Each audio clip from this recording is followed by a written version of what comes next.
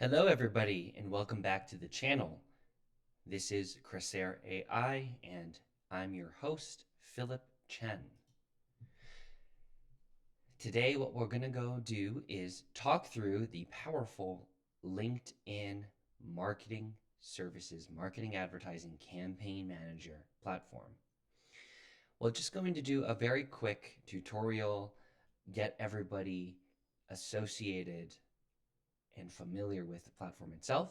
I'll share a few different tricks and tips that I've learned over time, having managed the LinkedIn Campaign Manager for more than two different companies,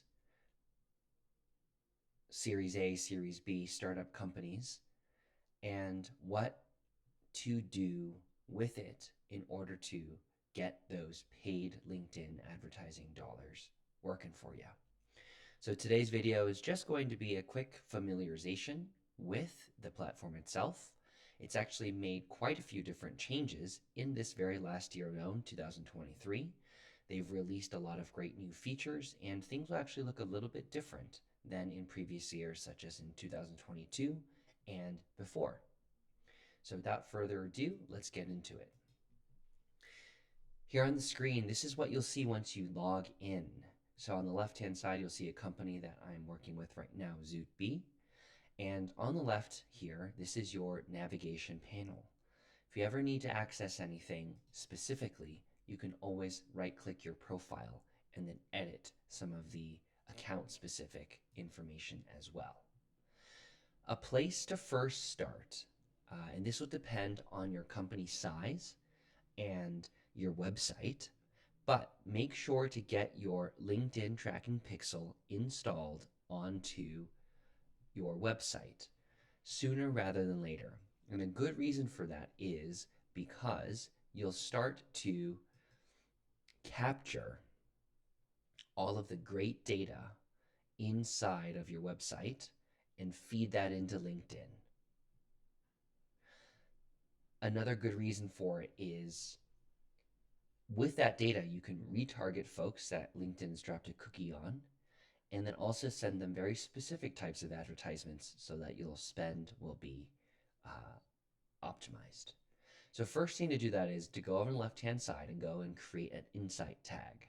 We'll be doing this, I'll just show you real quick what this is. And a great way to do this is to first create the insight tag here. You'll generate, and then you'll also use a tag manager to do so.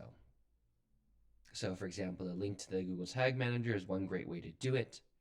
Your partner ID is here, or you can install the tag yourself by embedding the script inside of your website's global footer and right above your body tag. So to give you a quick sense of the best way to do this, we can go in another video, another episode of how via Google Tag Manager. But make sure to drop that insight tag in, and we can show you a few different ways on how to make that happen. A great place to kind of get to next is your planning to create different audiences. These are going to be the basis for some of the ads that you're going to use.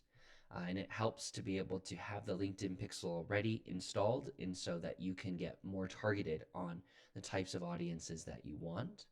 Just to give you a sense of what that list is like here, you can upload a list. You do have a minimum amount of folks you have to update for company or contact. I think it's 300 for a company match and 1,000 for company or contact matches.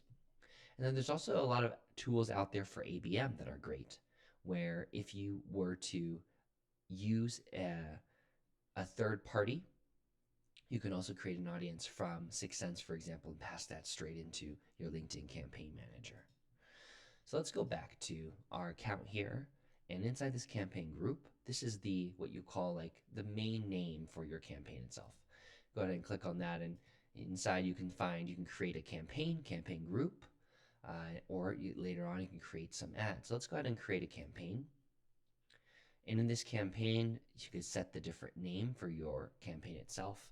What I've really enjoyed using for my campaigns is just a quick syntax so you can tell when your campaign was created and when, for what quarter and what type.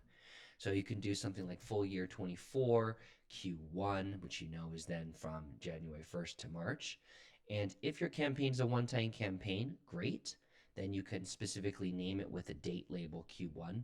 But if it's an evergreen campaign that's always running, then you can change it to something like EG.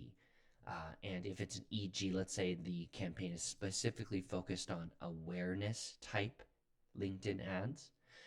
There are still image ads, video ads. There are also document ads, which have been released recently, which allow you to preview a PDF for a few pages before you go. And then there's also lead gen formats and quite a few other formats there as well. But in this case, I'll do EG awareness. That way you know it's there. And you can also do something like full year 21 with a 1 hyphen. That way, if you have a second stage in your funnel, in this case, you might have 2, e.g. investigation. That way, when LinkedIn fires your campaigns, it will flow one after another. When you go back and look at all your campaigns, it'll be easy to organize and see what's what. So let's just go ahead and do LinkedIn full year 24 EG awareness or aware, whatever might work for you. And that way you can know that this type of content is going to be top of funnel, just about getting people to understand that there's a problem or a challenge, or have some types of uh, marketing messages that are more conducive to clicks. In this case, we can do consideration for website visits. You'll see a couple of other different types of objectives. What I've found in my own personal testing is that if you go with website visits, you will be able to go for a cost per click type method, versus in awareness, you'll go for more cost per million views. And what I found is with this cost per click on your website visit, you actually get a better CPC versus a perhaps higher CPM depending on the audience that you'll be targeting. So here's where you can set your different audiences, exclusions, exclusions. One of my favorite exclusions, I do this a bunch, is here, there's a button that says exclude, is excluding audiences that aren't within your target,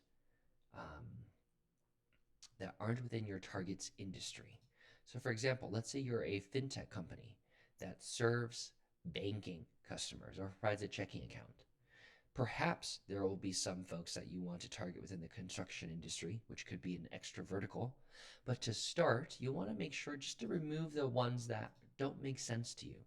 So if you aren't serving construction folks, specifically building construction, civil engineering, especially trade contractors, then exclude those, because LinkedIn will target folks that show a company that's related to that.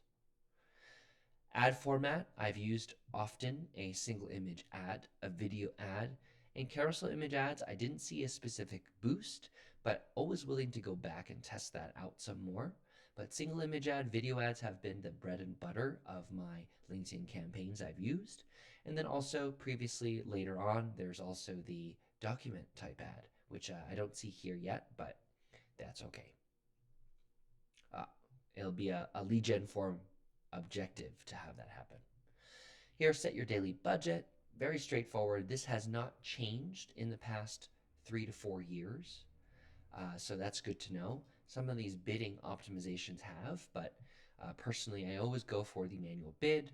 I don't quite enable the bid adjustment, but that does allow you to win more auctions, and it depends. You'll have to go and balance between keeping more engagement up front to get some higher impressions or your cost. And there you have it. We will save this part of the campaign, and then next you'll create some new ads, or you can browse some existing content. Ads have a specific type, and we'll cover that on a different day. So there you have it. There's a quick little view into creating campaigns with LinkedIn for all y'all marketers out there that are thinking about starting something within LinkedIn. It's very straightforward. The same sorts of settings apply to other type of ad platforms like Google Ads, in the sense of you can bid and adjust your bids as needed. And you can also do a lot with the creative here. Until next time, thanks so much. This is Philip Chen.